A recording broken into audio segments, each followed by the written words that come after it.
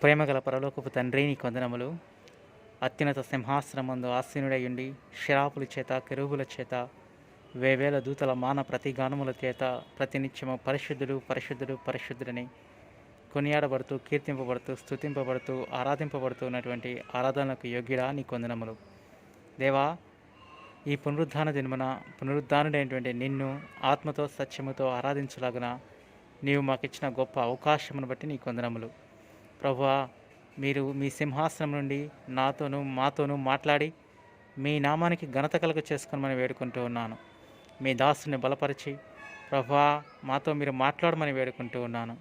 అయా, ఈ సేవోపకరణలన్నీ కూడా సక్రమముగా పనిచేయలాగిన సహాయం చేయమని నీ సన్నిధి మాకు తోడుగా ఇవ్వమని సమస్త మహిమ ఘనత ప్రభావాలు నీకు ఆరోపిస్తూ మా రక్షకుడు ప్రభు అయిన యేసుక్రీస్తు అతి శ్రేష్ఠ నామములో అడుగుచున్నాము తండ్రి, ఆమెన్. స్మరించు ఓ మనసా నా మనసా, ప్రభుని స్మరించు ప్రభుని స్మరించు ఓ మనసా నా మనసా. నీ ప్రేమ దాటికి సాటియలేదు, నీ ప్రేమ దాటికి సాటియలేదు. నీ మహిమే మేటి,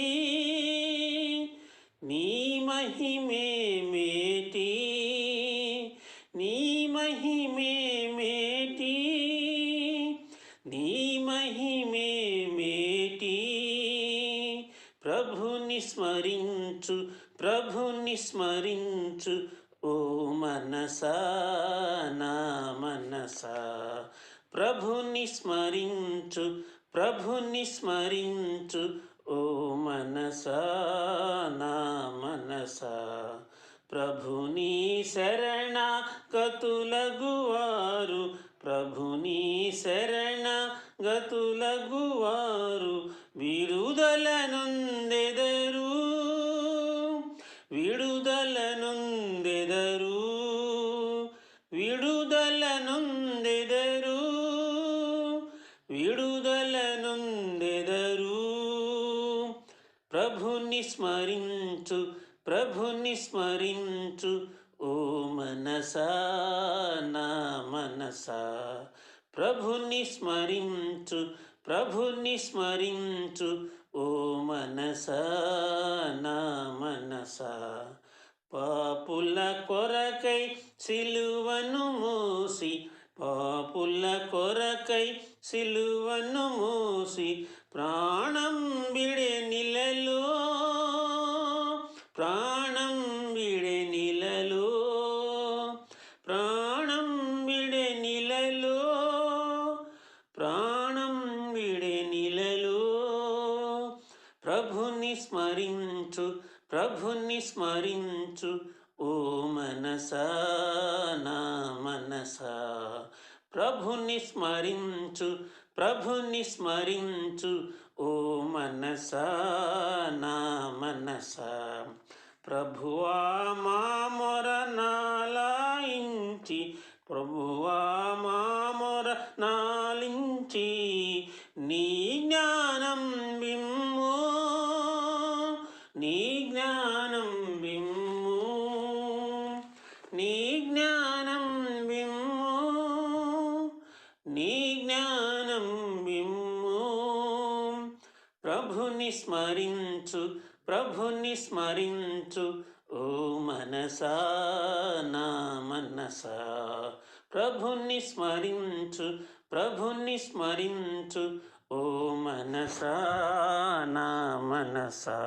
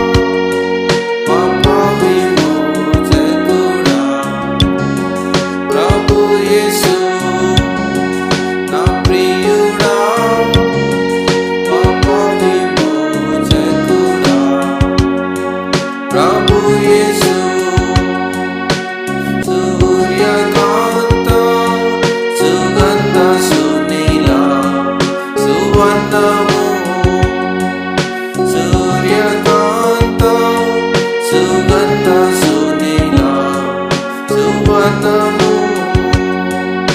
సూర్య తేజస్సు మించిన ఆ వెలుగు రాజ్యములో సూర్య తేజస్సు మించిన ఆ వెలుగు రాజ్యములో సూర్యుని వలె తేజరిల్లెదము నా యేసుతో సూర్యుని వలె తేజరిల్లెదము నా యేసుతో నా ప్రియుడా పాప విమోచకుడా ప్రభు యేసు నా ప్రియుడా పాప విమోచకుడా ప్రభు యేసు పుర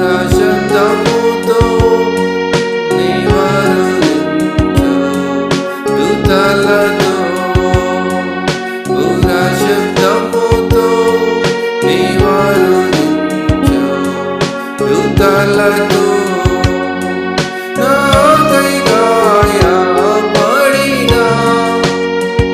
అందరు నీవు నాకై గాయపడిన అందరు నీవు రక్షణతో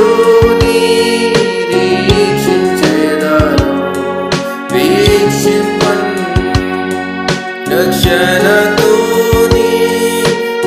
నిరీక్షించెదను వీక్షింపన్ నా ప్రియుడా పాప విమోచకుడా ప్రభు యేసు నా ప్రియుడా పాప విమోచకుడా ప్రభు యేసు సూర్య చంద్ర ఆకాశం నాటి నీ చెంతకు సూర్య చంద్ర ఆకాశం నాటి నీ చెంతకు జీవ వృక్షమున చెంత జీవనదిని చేరి జీవ వృక్షమున చెంత జీవనదిని చేరి హల్లెలూయా హల్లెలూయా ఎల్లప్పుడూ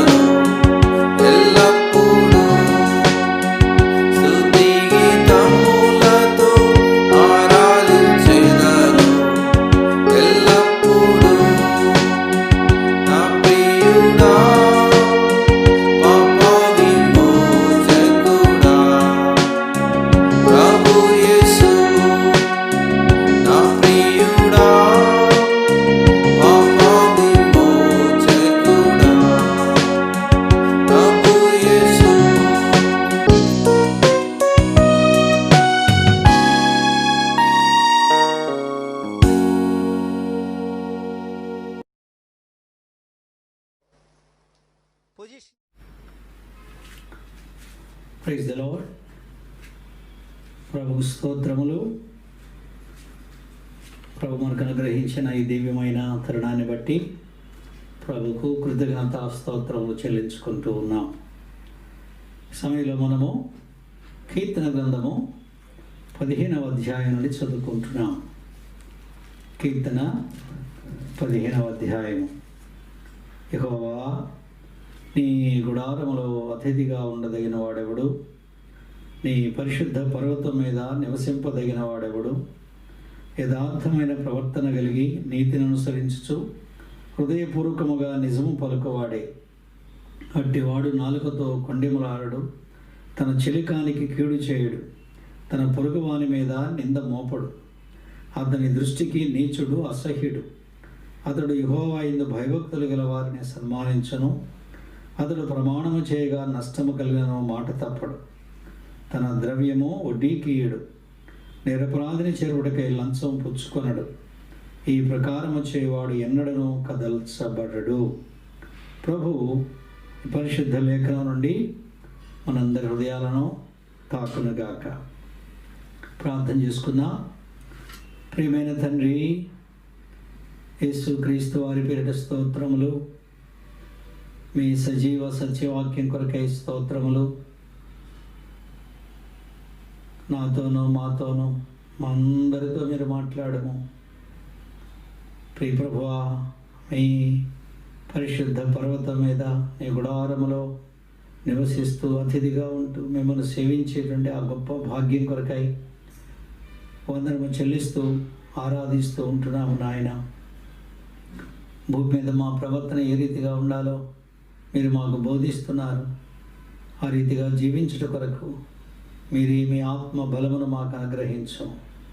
మీ దాసుని మరుగుపరిచి మీరు మాట్లాడము. మీ రక్త ప్రోక్షణ కిందకు నన్ను, మమ్మల్ని అందరినీ, ఈ ఎక్విప్మెంట్ అంతటినీ, సేవోపకరణములన్నిటినీ తీసుకుని వస్తూ యేసుక్రీస్తు వారి పేరిట ప్రార్థన చేయుచున్నాము తండ్రి. ఆమేన్. ప్రియులారా, కీర్తన 15వ అధ్యాయము మనం చదువుకుంటూ ఉన్నాం. మొదటి వచనములో ప్రశ్న, 2వ వచనం నుండి 5వ వచనం వరకు ఆ ప్రశ్నకు జవాబును మనం చూస్తూ ఉంటున్నాం. ఈ ప్రశ్నకు జవాబు, ఆయన గుడారములో ఎవరు అతిథిగా ఉండగలరో, ఆ పరిశుద్ధ పర్వతం మీద ఎవరు నివసింపగలరో, ఆ జవాబును మనము ధ్యానం చేస్తూ ఉంటున్నాం. ఈ కీర్తన భూమి మీద ఉన్న దేవుని సంఘములో ఒక బిడ్డగా ఉండి పైన ప్రభు అయిన దేవుని ఇంటిలో నిరంతరము జీవించు ఒక మనుషుని గురించి వర్ణిస్తూ ఉన్నది. ఈ మనుషుడు సర్వసంపూర్ణుడైన యేసుక్రీస్తు వారే. మరియు యేసుక్రీస్తునందు ఆయన కృప ద్వారా ఆయన సారూప్యం గలవారు మాత్రమే ఆ పరిశుద్ధ పర్వతం మీద నివసించేవారుగా ఉన్నారు. ఈ మొదటి వచనము ప్రశ్న చెప్పుకున్నాం కదా. మరి 2వ వచనంలో ఆ మనుషుడు మేలుకరమైనటువంటి శ్రేష్టమైన జీవితాన్ని జీవించే సంగతిని గురించి 2వ వచనం చూచాం. యథార్థమైన ప్రవర్తన కలిగి నీతిని అనుసరించుచు హృదయపూర్వకముగా నిజము పలుకువాడే. గత వారములలో మనం ఈ వచనాన్ని ధ్యానించినాం. మన యొక్క ప్రవర్తన ప్రభువుకు ప్రీతికరంగా ఉండాలని, మన యొక్క అనుదిన జీవిత సాక్ష్యము మన చుట్టూ ఉన్న వారికి ఆశీర్వాదకరముగా, ప్రభువుకు మహిమకరంగా ఉండాలనే విషయాన్ని ధ్యానిస్తూ వచ్చాం. 3 నుండి 5వ వచనం వరకు చూసినప్పుడు కీడుకరమైన వాటి నుండి దూరముగా ఉన్నాడు అనే విషయాన్ని చూస్తున్నాం. First comes the positive aspect, then comes the negative aspect. అనగా మేలుకరమైనవి ఏవో 2వ వచనంలో చెప్పబడింది. కీడుకరమైనవి ఏవో వాటి నుండి ఏ రీతిగా దూరముగా ఉంటున్నాడో, ఉండవలసినదో ఆ విషయాన్ని మనం ఇక్కడ ధ్యానం చేస్తూ ఉంటున్నాం. కనుక 3వ వచనానికి వచ్చినప్పుడు అట్టివాడు నాలుకతో కొండెములాడడు, బ్యాక్ బైటింగ్. ప్రియులారా, విశ్వాసి యొక్క 3 పాపములు ఈ దినాల్లో అవి ఎక్కువగా ఉన్నట్టుగా మనం చూస్తున్నాం. మొట్టమొదటిది బ్యాక్ స్లైడింగ్, అనగా విశ్వాసములో సన్నగిలిపోవుట, వెనక జారిపోవడం. విశ్వాస జీవితంలో అంతకంతకు ముందుకు ఎక్కిపోవడానికి బదులు వెనక జారిపోవడం, బ్యాక్ స్లైడింగ్. రెండవదిగా చూసినప్పుడు బ్యాక్ బైటింగ్. ఒక వ్యక్తి మన ఎదుట లేనప్పుడు ఆ వ్యక్తిని గురించి మరొకరి ఎదుట చెడ్డగా మాట్లాడడము, దుష్ప్రచారము చేయడము, ఇది బ్యాక్ బైటింగ్. అనగా వెనక నుండి కొరకడము, అతని గురించి చెడ్డగా మాట్లాడడము. మూడవది ఏంటంటే బ్యాంక్రప్ట్, అప్పుల పాలైపోవడం. విశ్వాసుల యొక్క జీవితాల్లో అనేకులు అప్పుల పాలైపోతున్నారు. వారి ఆదాయానికి మించిన ఖర్చు చేస్తూ అప్పు చేసి అప్పు తీర్చలేక ఆ రీతి అయినటువంటి నెమ్మది లేనటువంటి జీవితంలో ఉంటున్నారు. ఇక్కడ మనం 3వ వచనంలో చూసినప్పుడు ప్రత్యేకంగా బ్యాక్ బైటింగ్, అనగా కొండెములాడేటువంటి వ్యక్తిని గురించిన సంగతిని మనము చూస్తున్నాం. ఈ వ్యక్తి తన నాలుకతో కొండెములాడడు. ప్రియులారా, కొంతమంది యొక్క నాలుక వారి దంతముల కంటే వాడిగా ఉంటుంది. దంతాలతో కదా మనం కొరికేది, నాలుకతో ఎట్లా కొరుకుతామో అని అనుకుంటున్నారేమో. కొందరి యొక్క నాలుక అది ఎలాంటిదంటే స్టీలు రంపము కంటే పొదునుగా ఉంటుంది. అది కట్ చేస్తుంది, అది గాయపరుస్తుంది. కనుక ఆ నాలుక ఒక స్టీలు రంపం వలె అది పనిచేస్తున్నట్లుగా మనం చూస్తున్నాం. ఈ నాలుక వల్ల కలిగేటువంటి గాయాలు మానడానికి చాలా సమయం పడుతుంది. ఈ గాయాలు మన ఎదురు కాదు కానీ మన వెనుక మరి ఆ గాయాలు చేయబడుతూ ఉంటాయి. ధర్మశాస్త్రంలో మనం చూసినప్పుడు గుడ్లగూబ అపవిత్రమైన పక్షి, దానికి వెలుగులో ఏమీ కనబడదు, అంతా చీకటిలోనే కనబడుతుంది, అది చీకటిలోనే సంచరిస్తుంది. ఆ రీతిగా ఈ గుడ్లగూబ లాంటి ముఖము కలిగినటువంటి వ్యక్తులు, మానవులు, వారు అసహ్యులు.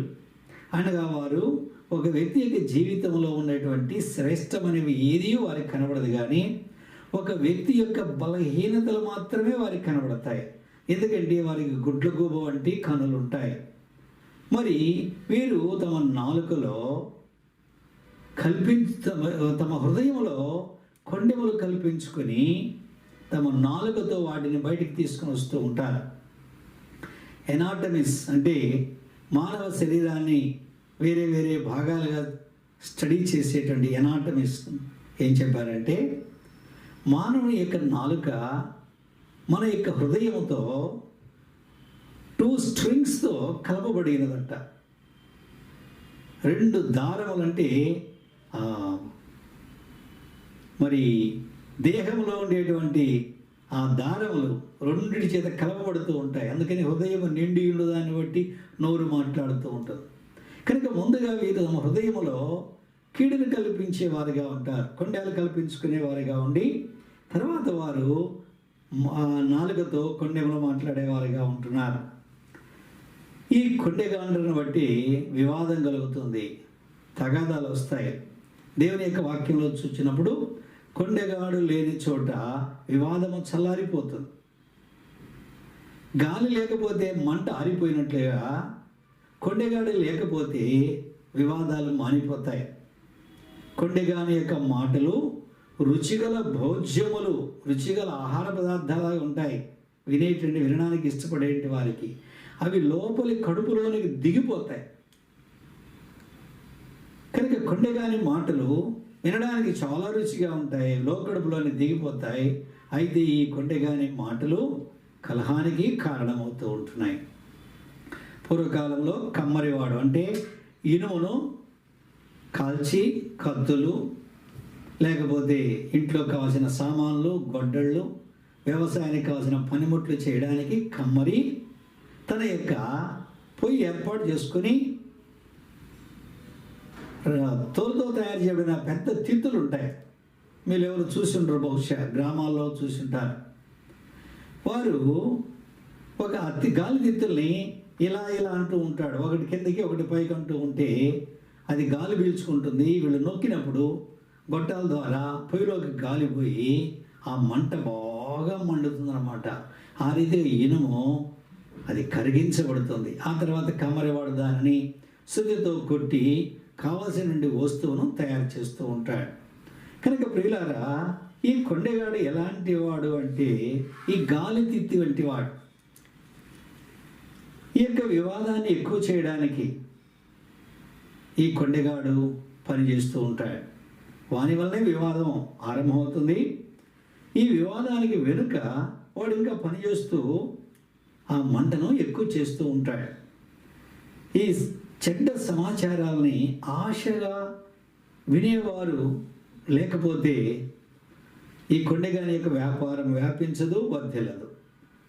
కనుక ఇప్పుడు కొండెగాడు మాట్లాడుతూ ఉంటే, వాడు చెప్తూ ఉంటే వినడానికి ఇష్టపడే వాళ్ళు ఉంటారే, వీరిద్దరు కూడా కీడు కలిగించేవారే. అందుకని ఒక దైవజనుడు ఈ రీతిగా చెప్పాడు, కొండెగాడు తన నాలుక మీద సాతానును మోసుకొని పోతాడు. ఈ కొండెములు వినేవాడు తన చెవిలో సాతాను మోసుకొని పోతాడు. పిల్లల జాగ్రత్తగా అర్థం చేసుకోండి. నేనేమి చెప్పడం లేదు ఎవరి గురించి అనుకుంటున్నావేమో. నీవు కొండెములు వింటున్నావంటే నీ చెవిలో సాతానును మోసుకొని పోతున్నావు.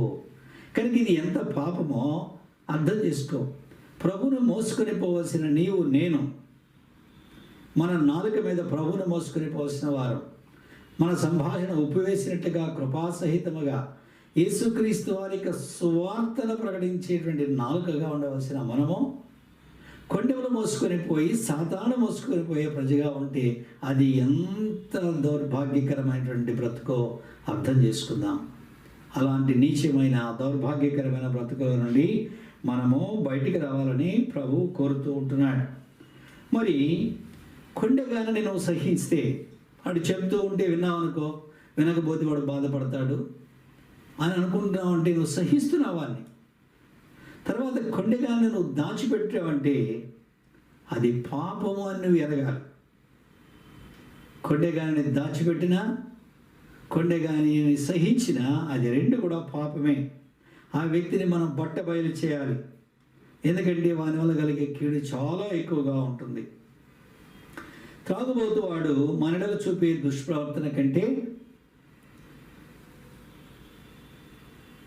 కొండెములు కల్పించి కట్టుకథలు చెప్పి మన దయ పొందడానికి ప్రయత్నించేవాడు ఉంటాడే, వాడు ఎక్కువైనటువంటి కీడు చేసేవాడుగా ఉంటాడు. అనగా ఈ కొండెములు చెప్పేవాడు త్రాగుబోతు వానికంటే ఎక్కువైనటువంటి కీడును, దుర్మార్గపు కార్యాలను జరిగించేవాడనే విషయాన్ని మనము గ్రహించవలసిన వారిగా ఉంటున్నాం. అనేక సార్లు మన వద్దకు వచ్చి మన దయను పొందడానికి వేరే వారు మన గురించి ఏమన్నారో ఆ సమాచారాన్ని మన ఎద్దుకు తీసుకుని వస్తారు. ఆ రీతిగా మన దయను పొందడానికి దేవుని యొక్క వాక్యంలో మనం చూసినప్పుడు 2వ సమూయేలు గ్రంథంలో ఒక వ్యక్తి ఉన్నాడు. ఆ వ్యక్తి రాజైనటువంటి దావీదు ఎద్దుకు వచ్చాడు. రాజైన దావీదు దగ్గరికి వచ్చి ఏమన్నాడంటే, చూడండి 2వ సమూయేలు గ్రంథం 16వ అధ్యాయంలో చూసినప్పుడు ఈ సీబా అనేటువంటి వాడు మెఫీబోషెతు యొక్క సేవకుడు. రాజు అనగా దావీదు రాజు తన కుమారుడైన అబ్షాలోము ఎదుటి నుండి పారిపోతున్నాడు. ఆ సమయంలో సేవకుడైనటువంటి యొక్క సీబా గాడిదలకు గంతలు కట్టి ఆ గాడిదల మీద రొట్టెలు, ద్రాక్ష గెలలు, అంజూర పొడలు, ద్రాక్షరసం తిత్తి వీటన్నిటినీ వేసుకొని తీసుకుని వచ్చాడు. రాజు అడిగినాడు, ఇవన్నీ ఏమిటి అంటే, అయ్యా ఈ గాడిదలు రాజు ఇంటి వారు ఎక్కడానికి, ఈ ఆహార పదార్థాలన్నీ కూడా పనివారు తినడానికి అని చెప్పాడు. అప్పుడు దావీదు అడిగినాడు, నీ యజమానుడి కుమారుడు ఎక్కడున్నాడు అని అడిగాడు. చూడండి 3వ వచనంలో, రాజు నీ యజమానుని కుమారుడు ఎక్కడ ఉన్నాడని అడిగాను. అందుకు సీబా, చిత్తగించము, ఈవేళ ఇశ్రాయేలు తన తండ్రి రాజ్యమును తనకు తిరిగి ఇప్పింతురనుకొని అతడు యెరూషలేములో నిలిచి ఉన్నాడనెను. తన తండ్రి రాజ్యం అనగా సౌలు యొక్క రాజ్యం తనకు తిరిగి ఇశ్రాయేలు ఇస్తారని యెరూషలేములో నిలిచి ఉన్నాడయ్యా అని చెప్పాడు. అప్పుడు దావీదు సీబాతో ఏమన్నాడో చూడండి. మెఫీబోషెతునకు కలిగినదంతయు నీదే. ఆ రీతిగా దావీదు యొక్క అనుగ్రహాన్ని పొందాడు. వాస్తవికమైన సంగతి అది కాదు. దావీదు యుద్ధంలో జయించి తిరిగి యెరూషలేముకు వస్తూ ఉండగా మెఫీబోషెతు రాజును ఎదుర్కోవడానికి వచ్చాడు. 19వ అధ్యాయము 24వ వచనం చూస్తున్నాం. 19:24. మరియు సౌలు కుమారుడు మెఫీబోషెతు రాజును ఎదుర్కొనకు వచ్చాను. రాజు పారిపోయిన దినం మొదలుకొని అతడు సుఖముగా తిరిగి వచ్చిన నాటి వరకు అతడు కాళ్ళు కడుగుకొనకయు గడ్డము కత్తిరించుకొనకయు బట్టలు ఉతుక్కొనకయు ఉండెను. రాజును ఎదుర్కొనడానికి అతడు యెరూషలేమునకు రాగా రాజు, మెఫీబోషెతు, నీవు నాతో కూడా రాకపోతివేమని అతను అడిగాను.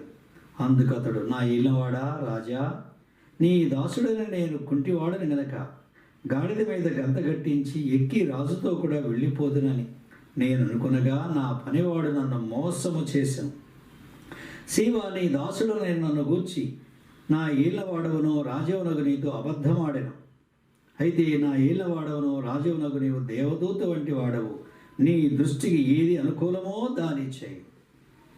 ప్రియులారా, సీబా రాజు దగ్గర మెఫీబోషెతు మీద కొండెములు చెప్పి రాజు యొక్క అనుగ్రహాన్ని పొందాడు, రాజు యొక్క దయను పొందాడు. వాస్తవికమైన సంగతి ఏంటంటే సీబా మెఫీబోషెతును మోసం చేశాడు. గాడిదకు గంత కట్టకుండా మెఫీబోషెతును విడిచిపెట్టి వెళ్ళిపోయాడు. కనుక ఈ రీతిగా కొండెములు చెప్పి దయ పొందినాడు, కానీ అది అబద్ధము. ప్రియులారా, జ్ఞాపకం పెట్టుకోండి, కొండెములు చెప్పుట అది అబద్ధముతో సమానము. అబద్ధికులకు ఏమన్నదో మీకు తెలుసు కదా. ప్రకటన 21వ అధ్యాయంలో మనం చూసినప్పుడు ఒక పెద్ద జాబితా ఉన్నది. ఆ జాబితాలో చివరిగా ఉన్నవాడు అబద్ధికులు అగ్ని గంధకముతో మండు గుండములో పాలు పొందుదురు. ఇది 2వ మరణము. మనము కొండెలు చెప్పడం అనేది బహు సులభంగా ఎంచుతూ ఉంటున్నాం. ఈ కొండెము చెప్పడం అనేటువంటిది అబద్ధముతో సమానం అనే విషయాన్ని జ్ఞాపకం పెట్టుకోండి. కనుక ఈ రీతిగా కొంతమంది వ్యక్తులు మన యొక్క దయను పొందడానికి వేరే వారు మన గురించి చెప్పినటువంటి సమాచారాన్ని దాన్ని వక్రీకరించి మన ఎద్దుకు తీసుకొని వస్తారు. వాస్తవమైన విషయాలు చెప్పరు, వక్రీకరిస్తారు, దానిని మరి ఎక్కువగా చేస్తారు. ఉన్నదానికంటే ఎన్నో రెట్లు ఎక్కువ చేస్తూ ఉంటారు. ఈ రీతిగా ఈనాడు విశ్వాసులు తీరిక లేని వారుగా ఉంటున్నారు. దేంట్లో తీరిక లేకుండా ఉన్నారంటే కొండెములు చెప్పే విషయంలో తీరిక లేని వారిగా ఉంటున్నారు. ప్రియులారా, ఎవడైనా దొంగతనం చేస్తూ ఉండగా నువ్వు చూసావనుకో, ఒక ఇంటిలో నీకు చొరబడ్డాడు, నువ్వు చూసినావు. చూడగానే ఏం చేస్తావు? వెంటనే 100కి ఫోన్ చేసి, అయ్యా పలానా ఇంటిలో, మా ఇంటికి సమీపంలో లేక మా ఇంటికి ఎదురున్నటువంటి అపార్ట్మెంట్లో దొంగ ప్రవేశించాడని మనం ఫోన్ చేసి చెప్తాం కదా. మరి కొండెములు చెప్పేవాడు దొంగ కంటే ఎక్కువైన కీడు చేస్తాడు. మరి ఆ విషయాన్ని మనం బట్టబయలు చేస్తామా? కొండెగాడిని మనం బయటికి అందరికి కనబడేట్టుగా కొండెగాని గురించి చెప్తూ ఉంటామా? ప్రియులారా, ఈ రీతిగా కల్పించిన కథలు కొండెములు చెప్పేవారి విషయంలో మనము కోపంతో వారిని పంపివేయడం అనేది మన బాధ్యత. ఎవరైనా ఒక వ్యక్తి మన దగ్గరకు కొండెములతో వస్తే ఆ వ్యక్తిని మనము గద్దించి, ఇంకెన్నడూ నా దగ్గరికి రావాక, ఎన్నడూ కూడా వేరే వాళ్ళ గురించి నాతో చెప్పవాక అని చెప్పి గద్దించి పంపించాలి. ఉదాహరణకి పిచ్చి కుక్కకి పోతూ ఉన్నది అనుకోండి, నువ్వు చూసినావు, పిచ్చి కుక్క అని కేకలేస్తావు. ఎందుకు? అది కరిస్తే చాలా అపాయకరం అనే సంగతి నీకు తెలుసు. ఆ రీతిగానే ఇతరుల సంగతుల్లో మనకి చెప్పే కొండ్రగాండ్ర విషయంలో మనము కేకలు వేయవద్దా? పిచ్చి కుక్క గాయము కంటే కొండ్రగాండ్ర యొక్క గాయం బహు కీడుకరమైనది, బహు హానికరమైనది. పిచ్చి కుక్క గాయము కంటే కొండ్రగాండ్ర యొక్క మాటల వల్ల కలిగే గాయములు బహు కీడుకరమైనవి. ఏదైనా ఇక్కడ నీళ్లు గాలిపోతూ ఉంటే కేకలేస్తాం, మంటలు మంటలు మంటలు మంటలు మంటలు అని కేకలేస్తూ ఉంటాం. అదే రీతిగా ఏ వ్యక్తి అయితే కొండగానిగా ఉండి వాడు ఇతరుల గురించి చెడ్డగా సమాచారం తీసుకుని వస్తూ ఉంటాడో అలాంటి వాని గురించి మనం కేకలు వేయాల్సిన బాధ్యత మనకు లేదా? కొండగాని వాని యొక్క నాలుక నరకాగ్ని వంటిది. నోటికి కళ్ళెము లేని వారి కొరకు నరకాగ్ని కాచుకొని ఉన్నది. యాకోబు భక్తుడు రాసినాడు, తండ్రి అయిన దేవుని ఎదుట నిష్కళంకమును పవిత్రమైన భక్తి ఏదనగా నోటికి కళ్ళెము పెట్టుకోవడము,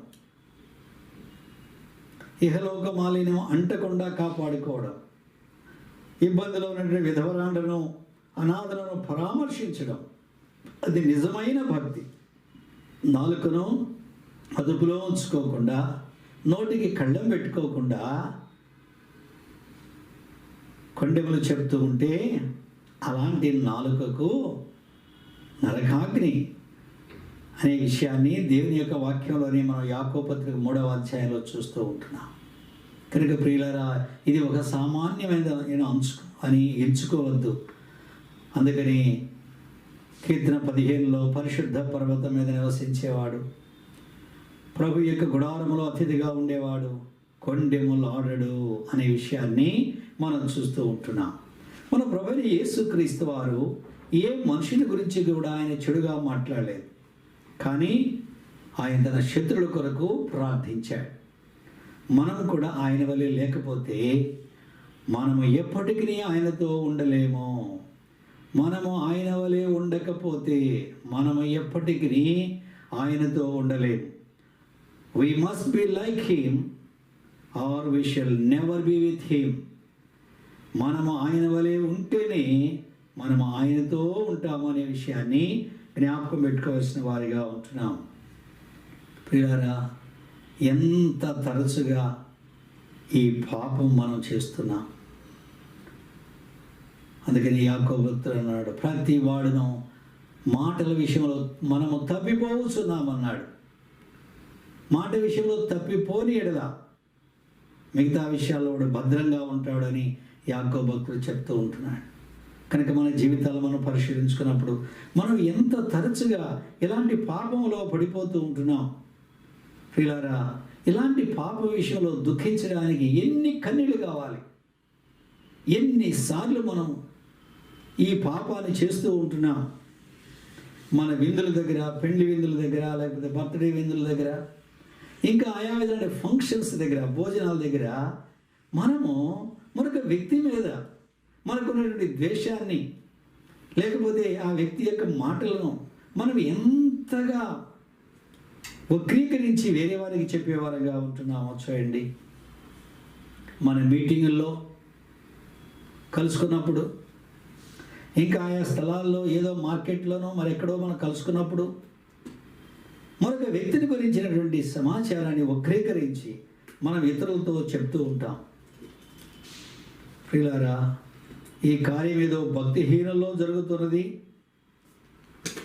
దేవునికి విరోధమైన వారిలో జరుగుతూ ఉన్నదంటే దాని గురించి మనం ఆశ్చర్యపడవలసిన అవసరం లేదు. దుష్టుల నుండి దుష్టత్వం పుడుతుంది.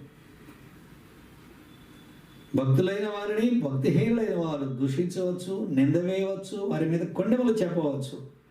దానికి మనం ఆశ్చర్యపోవలసిన అవసరం లేదు. అయ్యో ప్రియులారా, ఈ వ్యాధి ఐగుప్తీయులలోనే కాదు, ఇశ్రాయేలులో కూడా ఉన్నది. ఇశ్రాయేలులో కూడా ఈ వ్యాధి ఉన్నది. విశ్వాసులను చెప్పుకునేవారు అనేక సార్లు తమ తోటి విశ్వాసుల మీద కొండెములు చెప్పేవారుగా, నింద మోపేవారుగా ఉంటారు. దేవుని యొక్క వాక్యం మనం చూసినప్పుడు సామెతల గ్రంథంలో రాయబడిన మాట, కత్తిపోటు వంటి మాటలు పలుకువారు కాదు. కత్తిపోటు వంటి మాటలు ఎంత గాయం చేస్తుందో చూసావా నోటి మాట. అదే నోరు ప్రభు కొరకు ఉపయోగిస్తే నీ నాలుక జీవవృక్షంగా ఉండాలని, నీ నోరు జీవవృక్షంగా ఉండాలని దేవుని యొక్క వాక్యాలు మనం చూస్తూ ఉంటున్నాం. ప్రియులారా, ఈ కొండెములు చెప్పే పాపము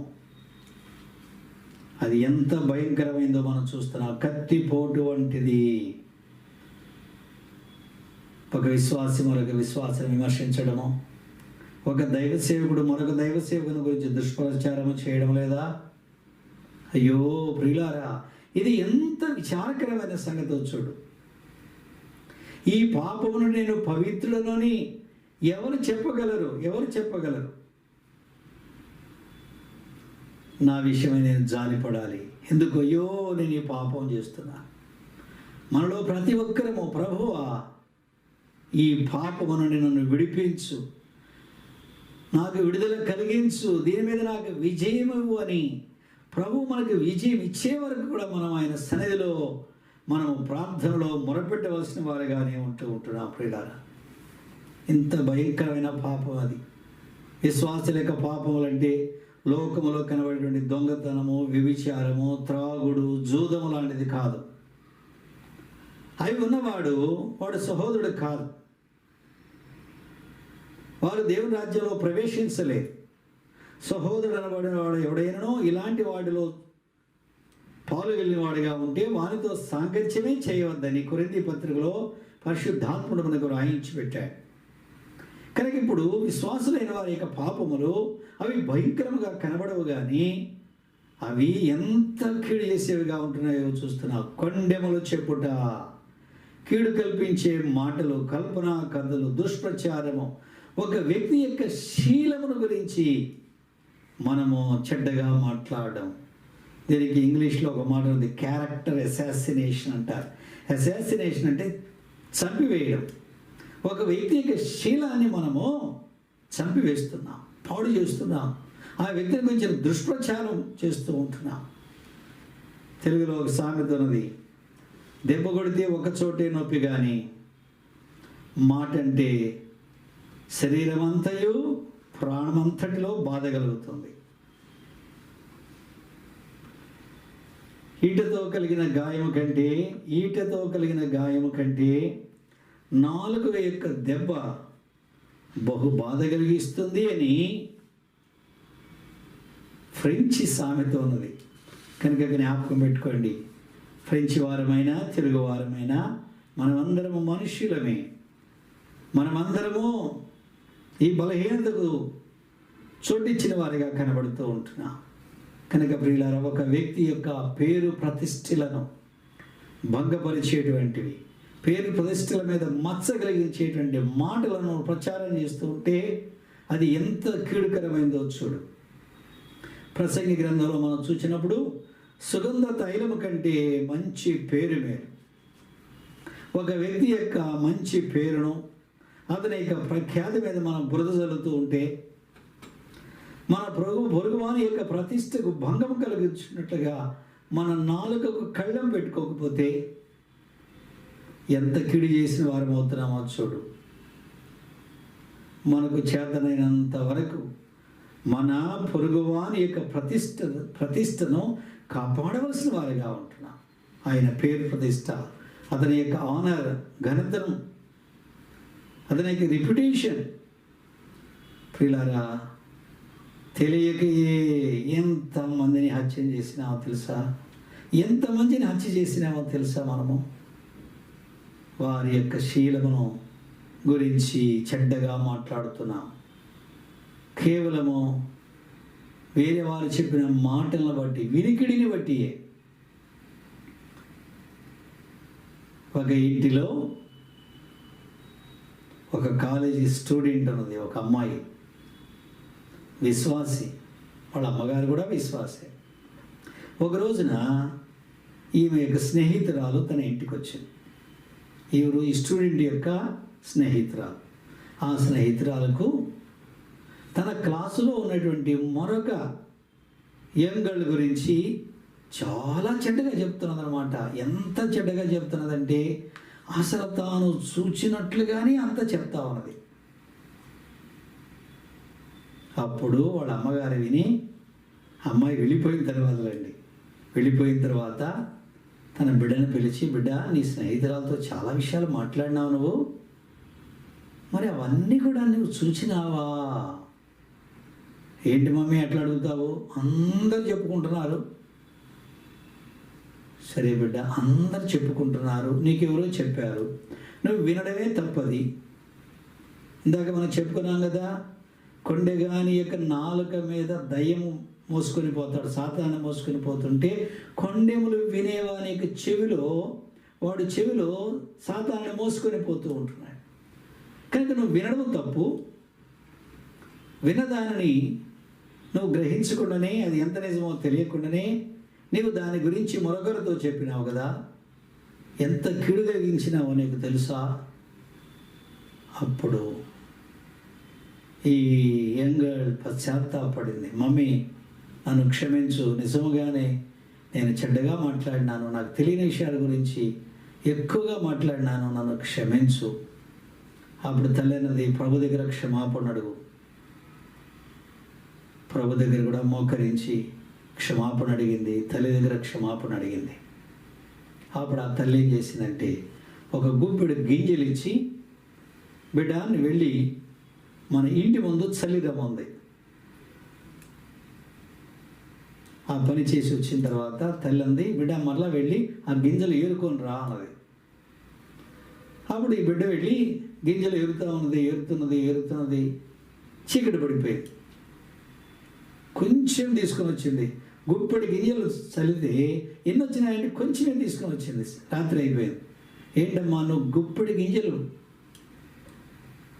చల్లినావు కదా, మరి కొంచెమే తీసుకొచ్చినావు అంటే, మమ్మీ ఎంత సమయం పట్టింది, చీకటి అయిపోయింది. బిడ్డ నీకు అర్థమైందా? నీవు చల్లినటువంటి విత్తనాలు అవి వ్యాపించినాయి, అవి మొలకెత్తుతాయి, ఎంతో దూరం వెళ్ళిపోతుంది. తెలుగులో సామెత ఉన్నది, పెదవి దాటితే పెన్నా దాడుతుంది అని. ఆ రీతిగా కొండెగాని యొక్క మాటలు ఎంత దూరం వెళ్తాయో చూడు ప్రియుడ. తేలుకు కొండె ఉంటుంది, తోకలో విషం ఉంటుంది. అది ఎవరిని కుడుతుందో వారి వరకే నొప్పి, ప్రక్కన వారికి నొప్పి కలగదు. పాము యొక్క నోటిలో విషం ఉంటుంది, అది ఎవరిని కరిస్తే వారికే విషం వస్తుంది. అర్థమైందా ఈ మాట? అడవిలో కొన్ని విషకరమైనటువంటి దుంపలు, మూలికలు ఉంటాయి, వాటిని రుచి చూచిన వారికే విషం ఎక్కుతుంది. అయితే విషపూరితమైన నాలుక దగ్గరున్న వారికి, దూరముగా ఉన్నవారికి, దేశంలో ఉన్నవారికి, విదేశంలో ఉన్నవారికి ఈ విషము ప్రవహిస్తుంది, ఈ విషము వారికి ఎక్కుతుంది. ఈ కొండెములు చెప్పేవాడు చచ్చిన వారిని కూడా విడిచిపెట్టాడు, చచ్చిపోయిన వారిని గురించి కూడా చెడ్డ ప్రచారం చేస్తూ ఉంటారు. కనుక ఈ విషపూరితమైన నాలుక ఎలాంటిది అంటే, మృతులను సజీవులను కూడా విడిచిపెట్టకుండా చెడ్డగా మాట్లాడుతూ ఉంటుంది. ఎంత భయంకరమైన పాపమో! ఈ పాపాన్ని మనము చులకనగా ఎంచుకోవద్దు. ప్రభువా, ఈ పాపం మీద నాకు విజయం ఇవ్వు, దీన్ని జయించే కృప నాకు ఇవ్వు అని ప్రభు సన్నిధిలో నీవు నిజముగా మొరపెట్టకపోతే నీకు విడుదల దొరకదు. ప్రియులారా,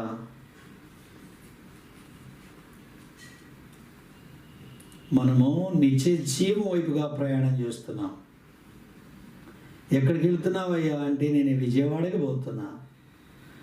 ఎక్కడికి వెళుతున్నావో అని మనం కొన్నిసార్లు కొంతమంది అడిగితే మనం చెప్పడానికి ఇష్టపడకుండా, నేను హైదరాబాద్ వైపుగా వెళుతున్నానండి అంటాం. హైదరాబాద్ వైపుగా వెళుతుంటే మధ్యలో నల్గొండలో దిగుతావో, మిర్యాలగూడలో ఆగుతావో, ఎటువైపు వెళ్తావో తెలియదు, నువ్వు హైదరాబాద్ వైపుగా వెళుతున్నావు అంటావు. ఆ రీతిగా మనము నిత్య జీవం వైపుగా ప్రయాణం చేస్తూ ఉంటున్నాం. మరి ఈ నిత్య జీవం వైపుగా ప్రయాణం చేసే మనము ఇతరుల గురించినటువంటి కొండెములు కల్పించకుండా చెడ్డ సమాచారాలు మనం కల్పించకుండా ఈ యాత్రలో మనం జాగ్రత్తగా ఉండాలి. అంతేకాదు ఇతరులు ఒక వ్యక్తి మీద కల్పించిన కొండెములు లేక చెడ్డ సమాచారము నీ నోట్లో ఉండకుండా జాగ్రత్త పడు. కొన్నిసార్లు నువ్వు వద్దన్నా చెప్తూ ఉంటారు వాళ్ళు, అక్కడి నుంచి పోతున్నా చెప్తూ ఉంటారు, అవి నీ చెవికి ఎక్కినాయి. అవి నీ నాలుక గుండా మళ్ళీ మరొకరికి వెళ్లకుండా చూడు. ఎందుకంటే మనం నిత్య జీవ మార్గంలో ఉన్నాం. కొండెములు చెప్పడము అంటే ఒక వ్యక్తిని అపకీర్తి పాలు చేయడమే కదా. పరలోక పౌరులుగా మనము ఈ పాపమును అసహించుకోవాల్సిన వారిగా ఉంటున్నాం. ఈ పాపముల గురించి మొట్టమొదటిసారిగా లేవియాకాండము 19వ అధ్యాయం 16వ వచనంలో పరిశుద్ధాత్ముడు రాయించి పెట్టాడు. లేవియాకాండము 19వ అధ్యాయము 16వ వచనం. 19:16వ వచనము. నీ ప్రజలలో కొండెములాడుచు ఇంటింటికి తిరగకూడదు. మీరు కొంతమంది వ్యాపారం చేసుకునే వాళ్ళని చూస్తుంటారు. వారి దగ్గర ఒకే రకమైన వస్తువు ఉంటుంది, ఒకే వస్తువు ఉంటుంది, చాలా ఐటమ్స్ చాలా ఉంటాయి. Many items, not variety, only one variety and many things. ఏం చేస్తాడు వాడు? ఇంటింటికి వెళ్ళి అమ్ముకుంటూ ఉంటాడు. ఆ రీతిగా కొండెములాడుచు ఇంటింటికి తిరిగేవాడు తన వ్యాపారాన్ని అభివృద్ధి చేసుకుంటున్నా అన్నమాట. వాని యొక్క సామాన్లు ఏంటి? వాడు అమ్మేటువంటి సామాన్లు ఏంటంటే కొండెములు చెప్పుట, ఒక వ్యక్తి మీద కొండెములు చెప్పుట, ఇంటింటికి తిరగకూడదు అని లేవియాకాండంలో ప్రభు ఎంత ఖచ్చితంగా చెప్పాడో చూసావా? వీరి యొక్క వస్తువులు ఏంటయ్యా? కొండెగాండ్ల యొక్క వస్తువులు ఏంటంటే కట్టుకథలు, పుకార్లు, రూమర్స్. అందరూ అనుకుంటున్నారండి ఈ రీతిగా చెడ్డ సమాచారాలు కల్పించడము, ఇవి వీరి యొక్క వస్తువులు. వీడిని అమ్ముకుంటూ ఉంటున్నారు, ఇంటింటికి పోతున్నారు. ఈ రోజుల్లో నువ్వు అనుకోవచ్చు, అన్న నేను ఎవరి ఇంటికి వెళ్ళనన్నా, ఇంట్లోనే ఉంటానన్నా. అవును, ఇంటిలో ఉంటే ఈ దినాల్లో నీ చేతిలో సెల్యులర్ ఫోన్ ఉన్నది, సెల్ ఫోన్ అంటాం కదా, అది ఉన్నది. ఈ రోజుల్లో 600 రూపాయలు పే చేస్తే 80 రోజులు రాత్రి పగలు తిరిగి లేకుండా నువ్వు మాట్లాడుకోవచ్చు. ఇంక ఈ ఫోన్ అందరికీ చేయడం ఖర్చు ఏం లేదు కదా, ఎక్స్ట్రా డబ్బులు ఏం లేవు కదా. కనుక అనేకులకు ఫోన్లు చేసి ఫోన్ల ద్వారా వ్యాపారాన్ని అభివృద్ధి పరుచుకుంటున్నారు కొండేలు చెప్పి. ఓహో ప్రియులారా, ఎంత దౌర్భాగ్యకరమైనటువంటి పరిస్థితిలో మనం ఉన్నాం. ఎంత కన్నీరు విడవాలి మనం ఈ పాపం విషయంలో. ఎంత దౌర్భాగ్యకరమైన పరిస్థితుల్లో మనం ఉన్నామో చూడండి. కొన్ని సంవత్సరాల క్రితము ఆఫ్రికా ఖండంలోని బోట్స్వానా అనే దేశానికి పరిచర్య కొరకై నేను పంపబడినాను. అక్కడ 3 వారాలు ఉన్నాను. నేను అక్కడికి వెళ్ళిన తర్వాత ఒకరు నన్ను ఒక ప్రశ్న అడిగినాను. ఏమనంటే, అయ్యా ఫలానా రాష్ట్ర కేంద్రంలో ఫలానా పట్టణంలో మన మందిరం ఉన్నది, మన మందిరాలకు స్థలాలు ఉన్నాయి కదా చాలా, వాటిని ఒక పెద్ద ఆయన ప్లాట్లు వేసి అమ్ముతున్నాడంట కదా అని అడిగారు. ఒక్కసారి ఊహించండి మీరు, మందిర స్థలాలు ప్లాట్లు వేసి అమ్ముతున్నాడు ఆ పెద్ద ఆయన అని మేము విన్నామండి, నిజమేనా అని అడిగారు నన్ను. నేను నవ్వి, అవునండి, పుకార్లు ఇలాగనే ఉంటాయి. ఆ స్థలాన్ని పార్కింగ్ కొరకు వాడుతున్నారండి, కార్లు స్కూటర్లు పెడుతున్నారు ప్రార్థనకు వచ్చిన వాళ్ళు, దాన్ని ప్లాట్లు వేసి అమ్మడం ఏంటండి అని నేను చెప్పినాను. ప్రియులారా, ఏ రీతిగా మాటలు వ్యాపిస్తాయో చూడు. పుకార్లు ఇంత దాన్ని అంతగా చేసి చూపించేవారు. చాలా సంవత్సరాల క్రితం పూర్వకాలంలో ఒక స్త్రీ తన భర్త తనను బాధ పెడుతూ ఉంటే రాజుగారికి ఫిర్యాదు చేయడానికి వెళ్ళింది. ఉదయాన్నే వెళ్ళింది. ఆ సమయంలో రాజుగారు ఆయన బ్రష్ చేసుకుంటున్నాడు. ఆ దినాల్లో పేస్ట్లు, బ్రష్లు ఇవన్నీ లేవు.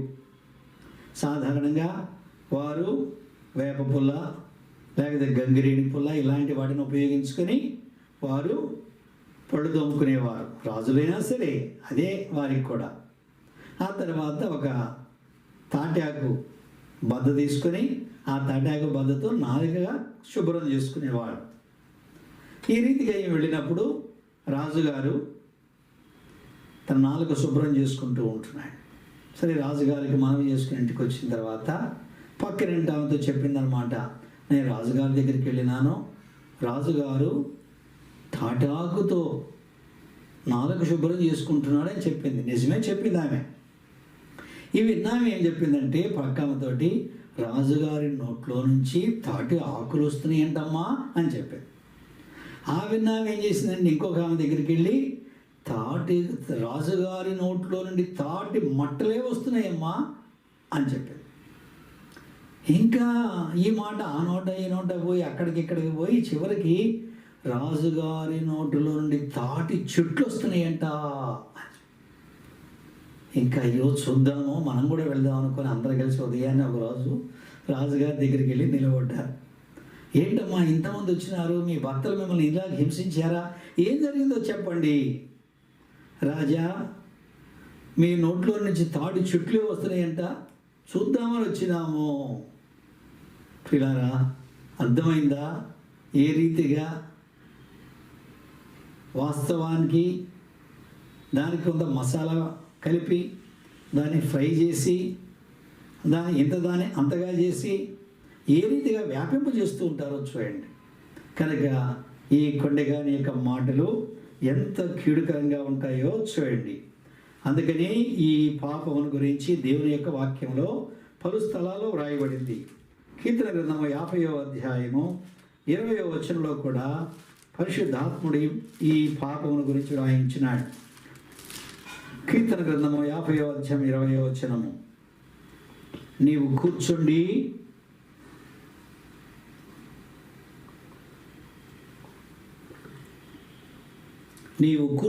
నీ సహోదరుని మీద కొండెములు చెప్పుచున్నావు, నీ తల్లి కుమారుని మీద అపనిందలు మోపుచున్నావు.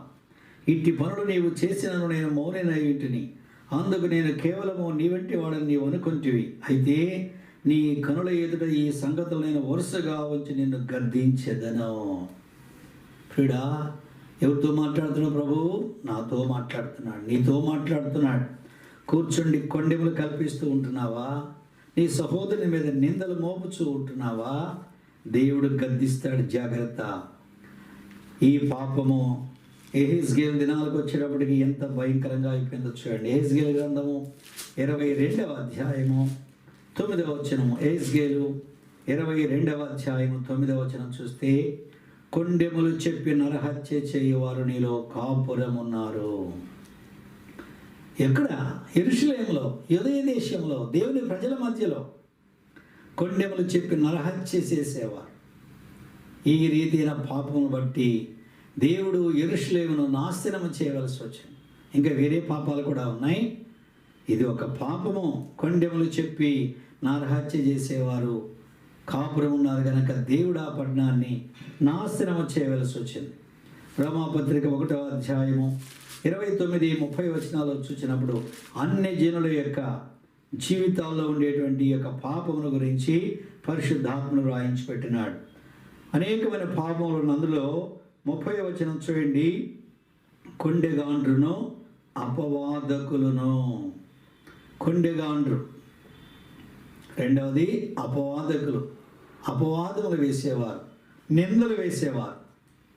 ఈ రీతిగా ఇది అన్ని జనుల్లో ఉన్నదంటే ఆశ్చర్యపడాల్సిన అవసరం లేదు. కానీ విశ్వాసులు, ప్రభు సంఘములో ఇలాంటి వారు ఉన్నారంటే మనం ఎంతగా చింతించి దుఃఖించి ఏడవలసిన వారిగా ఉన్నామో మనం ఇక్కడ చూస్తున్నాం. ప్రియులారా, కొండెములు అసత్యమైతే అది అబద్ధంతో సమానమని ఇందాక చెప్పుకున్నాం. ఒకవేళ అది సత్యమే అనుకోండి, నీకు ప్రేమ ఉంటే ఆ విషయాన్ని వేరే వారితో చెప్పవు. దేవుని వాక్యంలో మనం సామెతలు 10:12 చూస్తున్నాం. ప్రేమ దోషములని కప్పుతుంది. నీవు ప్రేమించేవాడుగా ఉంటే వాని యొక్క దోషాన్ని చెప్పవు. ఎందుకు అంటే, అయ్యో ప్రభు వాడి పాపంలో పడిపోయినాడు నాయన, వాడిని సమకూర్చుదేవా అని ప్రార్థన చేస్తావు. మరొక భయం నీ హృదయంలో ఉంటుంది. అయ్యో, నేనేమైనా అలాంటి పాపంలో ఒక దినాన పడిపోతానేమో, దేవా నన్ను కాపాడు నాయన, ఆ శోధనకు నేను లొంగిపోకుండా నన్ను కాపాడు దేవా అని ప్రార్థన చేసుకుంటావే కానీ వాని గురించి నువ్వు మరొక స్థలంలో చెప్పవు. ప్రియులారా, ఈ కొండెములు అనేటువంటిది ఇవి ఎలాగ తయారవుతాయంటే అనేకమైనటువంటి చెడుగుల యొక్క మిశ్రమం. ఒక చెడుగు కాదు, చాలా చెడుగుల యొక్క మిశ్రమం, మిక్చరు. స్వీట్ షాప్కి వెళ్ళి మిక్చర్ అడిగేది, దాంట్లో అటుకులు ఉంటాయి, దాంట్లో మురుగులు ఉంటాయి, దాంట్లో మరి శనగపప్పు ఉంటాయి, వేరుశనగ పప్పులు ఉంటాయి, ఈ రీతిగా రకరకాల పప్పులన్నీ కల్పిస్తాడు మిక్చర్. కనుక కొండెములు అనేటువంటిది అనేకమైన యొక్క చెడుగుల యొక్క మిశ్రమం, మిక్చర్ అది. అంతేకాదు అనేకమైన దురాగతాల యొక్క ఉత్పాదన, productivity of many evil things, అనేకమైన చెడ్డవి, వాటన్నింటిలో నుండి బయటకు వచ్చేదే కొండెములు. మరి ఇలాంటి కొండలు ఎంత కీడు చేస్తాయో తెలుసా? దీని యొక్క కాన్సిక్వెన్సెస్, పరిణామాలు ఏంటో తెలుసా? మొట్టమొదటిది, విన్నటువంటి మన యొక్క శాంతిని దొంగిలిస్తుంది. we lose our peace. మన శాంతిని పోగొట్టుకుంటాం. చెప్పేవానికంటే వినేవాడు ఎంతో నష్టపోతాడు. వాడు ఆల్రెడీ నష్టపోయినాడు, వాడు ఆ వ్యాపారంలో దిగిపోయినాడు, వాడు సాతానికి ఏజెంట్గా పనిచేస్తున్నాడు. వినేటువంటి నీవు ఆ సమాచారం వినగానే నీ హృదయంలో అశాంతి కలుగుతుంది.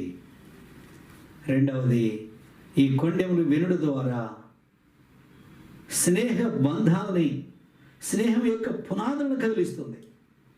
నీ స్నేహితుని గురించి మరొకడు మాట్లాడాలనుకోండి, చెడ్డ సమాచారం తీసుకొస్తే ఆ వ్యక్తితో నువ్వు స్నేహం చేయడానికి నీకున్నటువంటి సంబంధ విషయంలో ఆలోచన చేస్తావు. ఎన్నో సంవత్సరాలుగా ఉండేటువంటి ఆ యొక్క బంధము, ఆ పునాది కదిలించబడుతుంది. కొండెములు విని కుటుంబాలు నాశనం అయిపోయినటువంటి సందర్భాలు ఎన్నో ఉన్నాయి. కుటుంబాలు నాశనం అయిపోతూ ఉంటున్నాయి. దయగల ప్రేమగల హృదయాలు సహితము ఈ కొండెములు విని బద్దలైపోతున్నాయి, హృదయాలు ముక్కలైపోతూ ఉంటున్నాయి. ఆ అమాయకుల యొక్క ప్రాణమును తీసివేసేటువంటి చెడ్డ గుంపు వంటిది ఈ కొండెములు చెప్పుట. కనుక ప్రియమైన సహోదరి సహోదరుడా, మనము జాగ్రత్త పడవలసిన వారిగా ఉంటున్న ఈ విషయంలో. నూతన నిబంధనలో మొదటి తిమోతికి రాసిన మొదటి పత్రిక 5వ అధ్యాయము 13వ వచనంలో ఈ మాట చదువుకుందాం. తిమోతికి రాసినటువంటి మొదటి పత్రిక 5వ అధ్యాయము 13వ వచనము.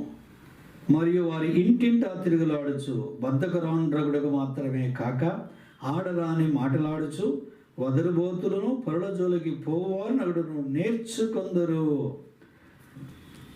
మూల భాషలో ఏముందంటే గూఢచారుల వంటి వారంట వీరు. ఇంటింటా తిరుగుతూ ఆ ఇంటిలో నుండి రహస్య సమాచారాన్ని సేకరించి వాటిని వక్రీకరించి అసందర్భానుసారముగా వ్యాపింపజేస్తూ ఉంటారు. A text without context is a pretext. అసందర్భంగా ఒక మాట చెప్పినప్పుడు అది అబద్ధం అవుతుంది. ఆ రీతిగా గూఢచారుల వలె ఇల్లు తిరుగుతూ ఉంటారు, సమాచారాన్ని సేకరిస్తారు, వక్రీకరిస్తారు, దాన్ని గొప్పదిగా చేస్తారు, ఎక్కువ మంట ఉండేటట్టుగా ఆ గాలితిత్తులతో మంట ఎక్కువ చేస్తారు, వ్యాపింపజేస్తారు. ఇలాంటి వ్యక్తులు మనుషులలో అతి దుర్మార్గులను, పరిశుద్ధ సమాజంలో ఉండదగని వారును, క్రీస్తు సంఘములోనికి రాదగని వారునై ఉన్నారు. ప్రియులారా,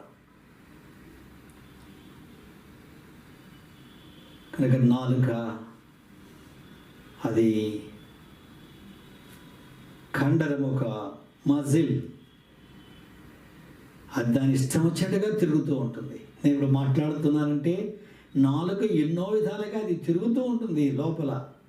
ఆ రీతిగా సౌండ్స్ వస్తూ ఉంటాయి. కనుక ఈ నాలుకను మనము దేవుని కొరకు వాడదామా? దేవుని స్తుతించడం కొరకు. నా నాలుక నిత్యమో దేవుని గూర్చిన కీర్తనలతో సలాపం చేస్తుంది. నా నాలుక నిత్యము దేవుని స్తుతిస్తూ ఉన్నది. నా నాలుక నిత్యము ఆయన స్వార్థను ప్రకటిస్తూ ఉన్నది. నా నాలుక అనేకుల యొక్క అవసరతలో ప్రార్థన చేస్తూ ఉన్నది. ఎంత ఆశీర్వాదకరమైనటువంటి సంగతులు. ప్రియులారా, కొండెములు చెప్పేటువంటి ఆ నాలుక లేకుండా ఉండడం మంచిది కదా. నాలుక కలిగి కొండెములు చెప్పి కీడు కల్పించేదానికంటే నాలుక లేకపోవడం మంచిది కదా. దేవుడు మనకు నాలుకనిచ్చింది ఆయనను స్తుతించుటకు. నా నాలుక దినమెల్లా ఆయన కీర్తిని వర్ణిస్తుంది. ఎంత ఆశీర్వాదకరమో. కనుక ప్రియులారా, కొండెములు చెప్పడు. కీర్తన 15లో ఈ మాట చదువుకుందాం. కీర్తన 15వ అధ్యాయము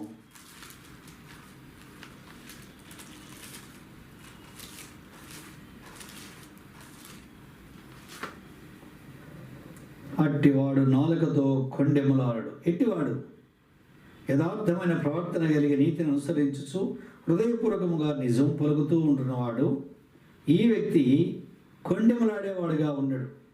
ఎందుకనగా ఈ రోజున భూమి మీద దేవుని యొక్క సంఘములో దేవుని బిడ్డగా జీవిస్తూ ఉంటున్నాడు. రానున్న దినాల్లో దేవుని యొక్క సన్నిధిలో, ప్రభు యొక్క మందిరములో, ఆ ప్రలోకములో సదాకాలం ఆయనతో ఉండు కొరకై తీసుకుని పోబడని అంటున్నాడు. కనుక నాలుకతో కొండెములాడడు. ప్రియమైన సహోదరుడా, సహోదరి, మన జీవితంలో పరిశీలించుకుందాం. ఎంత కీడు నీ వలన కలిగిందో నువ్వు మరలా దాన్ని తిరిగి సమకూర్చలేనంతగా కీడు కలిగింది. క్షమాపణ కోరు, సరిచేసుకో, ప్రభువుకు మొరపెట్టుకుందాం. ప్రభువా, ఈ పాపము యొక్క జోలికి పోకుండా నన్ను కాపాడు. దావీదు భక్తుడు అన్నాడు, భక్తిహీనుల ఎదుట నా నోటికి చిక్కము ఉంచుకుందని అనుకుంటుని. చిక్కము అంటే ఇప్పుడున్నటువంటి యవనస్తులకు తెలియదు.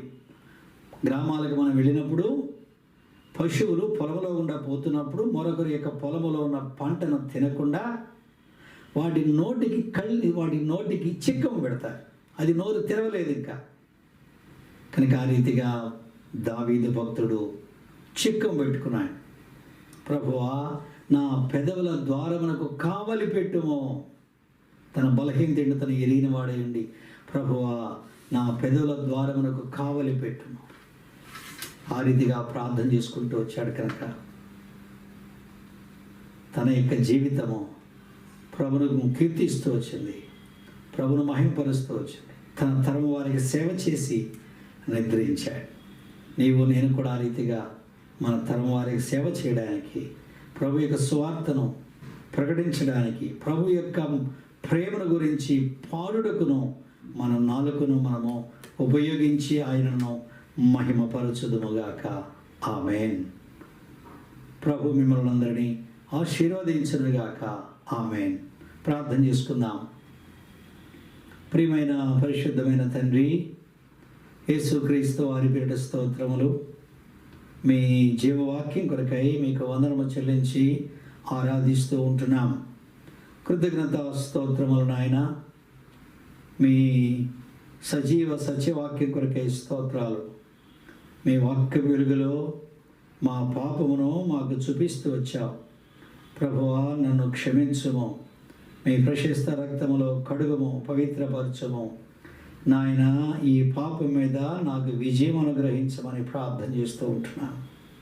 దేవా, నా నాలుక మీద సాతాను నేను మోసుకొని పోకుండా, నా చెవులలో సాతాను మోసుకొని పోకుండా, నా నాలుకతో మిమ్మల్ని స్తుతించుటకు, నా చెవితో మిమ్మలను మీ స్వరమును వినుటకు, మీ వాక్య వినుటకును నన్ను కనికరించు. మా ప్రియులందరినీ కనికరించండి. కృతజ్ఞత స్తోత్రములతో యేసుక్రీస్తు వారి పేరిట ప్రార్థించి వేడుకుంటూ ఉన్నాము తండ్రి. ఆమేన్.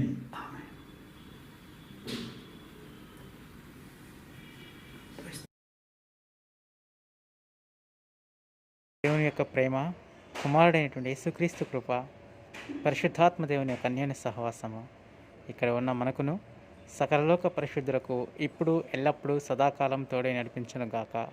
ఆమెన్. Praise the lord. ప్రభువుకు మహిమ కలుగును గాక. ఆమెన్.